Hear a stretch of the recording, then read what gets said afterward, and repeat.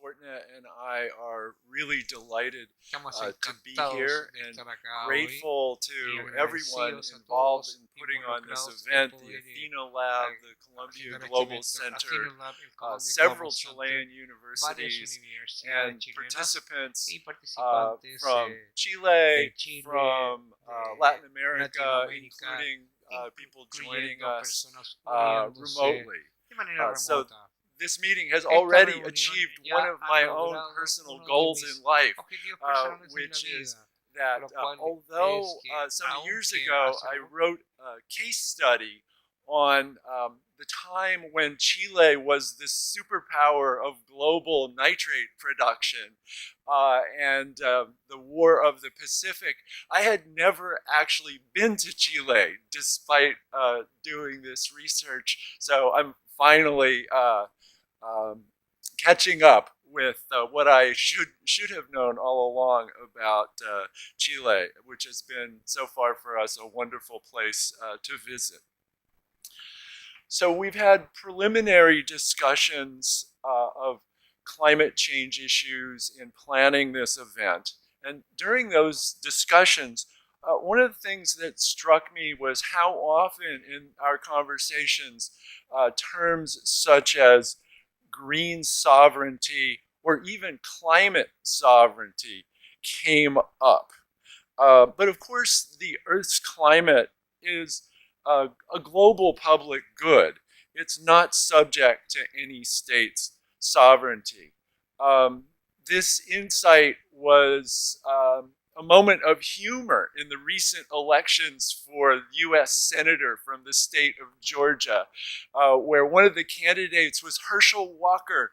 He was a retired football player who was endorsed by Donald Trump, and he was trying to explain global climate issues on the campaign. And he said, the problem is that the wind blows the air across countries' borders, and you just can't keep it in your own country.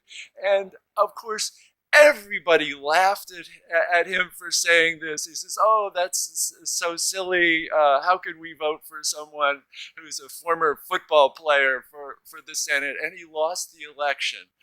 But, you know, he actually was right. He got an important insight there.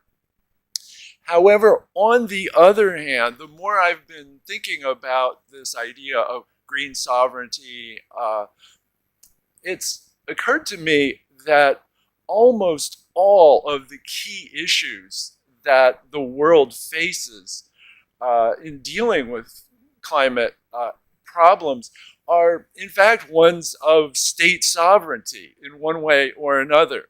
So I'm thinking about the class on international relations theories that I co-teach with my colleagues at Columbia, and how we teach about climate politics there. And we assign the work of William Nordhaus, the Nobel Prize winning economist who has the idea of the climate club, a club of the wealthy, powerful states and anybody who wants to join them, who agree to limit their own carbon emissions, but crucially also agree to impose very strict tariffs on the countries that don't join the climate club and don't establish very strict climate emissions limits for themselves.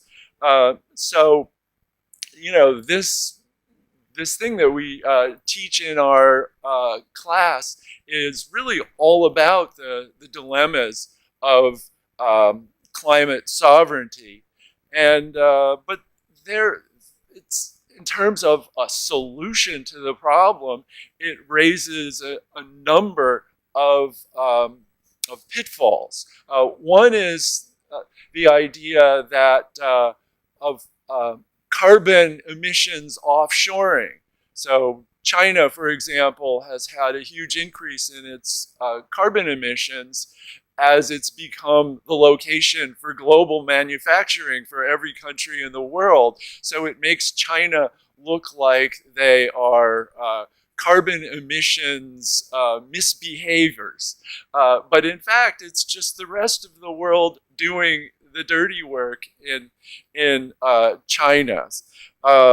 So the related sovereignty issue to this that would easily undermine the Nordhaus Climate Club solution is that it would really only take a small number of large countries that didn't join the climate club and that decided to have their own carbon autarky that would violate the goals of the climate club and could undermine this system.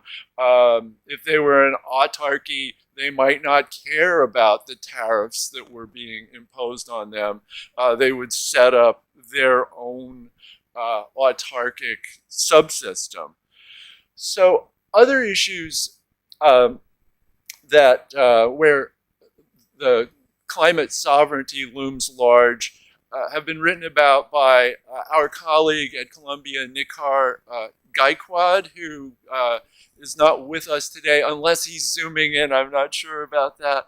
And he writes about questions of distributional justice. Which states should be the ones that pay to solve the problem of global climate change?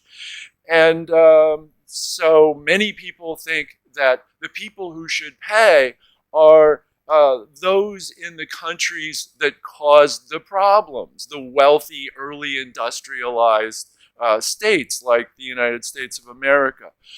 But others think that it should be paid for by those who have the ability to pay. Others think that it should be paid for by those who reap the greatest benefits. But then there's another debate about, well, who does reap the greatest benefits from fixing the climate problem? Is it the rich states? Is it the poor states where so many people will suffer if the problem is not fixed? Or is it countries like Chile that are endowed with all sorts of technological and natural resources that have positioned Chile to be one of the leaders in green energy breakthroughs? Or should it be somehow a coalition of those who caused the problem, those who have the ability to pay, and those who will benefit from seizing the opportunities of the green transformation? And what would that political coalition look like within countries, but also transnationally? So sovereignty might not be able to fix the problem of climate stress, but sovereign authority can certainly affect who is able to adjust as climate change causes transnational difficulties involving migration, differential ability to subsidize citizens of countries to adjust their ways of earning a living in the face of climate change, and also are differentially positioned to reap the profits from the technological green revolution that pretty much has to be central to the solution to climate issues. Now, some of these adjustments will involve struggle, including the use of state power in struggling over the adjustments that are needed to adapt. And this is the focus of our project at the Saltzman Institute of War and Peace Studies, where we're going to be looking at climate change and conflict. And not only fighting wars over the control of scarce water and other climate-related resource scarcities, but also more indirect impacts of climate change on the ability of states to respond to these challenges. So one of our former PhD students at our institute and Columbia Political Science Department is Colin Call, who's currently the #3 official Deputy Undersecretary of Defense in the United States government in charge of policy. You read his name every day being quoted in the New York Times on everything from the Ukraine war to every other issue. And his dissertation was a book that came out in the early 2000s called States, Scarcity, and Civil Conflict. And he wrote about how environmental induced scarcity would increase migration and the mobility of peoples, would cause economic downturns and dislocations, which would make constituencies in many states disappointed and angry at their state for not providing solutions to these problems for them, that it would cause people to focus more on their ethnic and religious and tribal identity groups as ways of struggling to deal with these unaddressed needs of economic sustenance and migration. And so his argument in the book is that we need to look at the indirect effects on politics, political mobilization, and the declining capacity of states to solve the needs of their people that will result from environmental and climate change stresses. So the final thing that I did as my homework before coming here was looking at the works of our former colleague, John Ruggie, who later in his career became a deputy of the UN Secretary General Kofi Annan, but earlier in his career was a theorist of multilateralism and the crucial role of international organizations in solving planetary problems. And so I read some of Ruggie's essays from as early as the 1980s when he was a visionary who saw that the solution would be multilateral organizations guided by experts who would know what to do to solve these kinds of planetary problems in the area of environment and climate.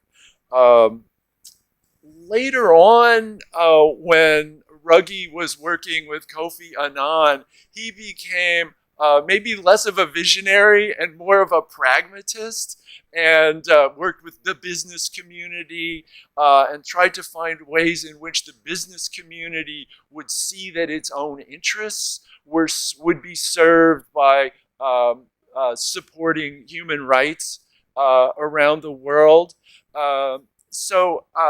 My closing question to you is, how do we find the right balance between this kind of visionary, transnational, multinational, like science expert vision of how to solve the world's climate problems, and the reality that this is an intensely political issue where the sovereignty of states and the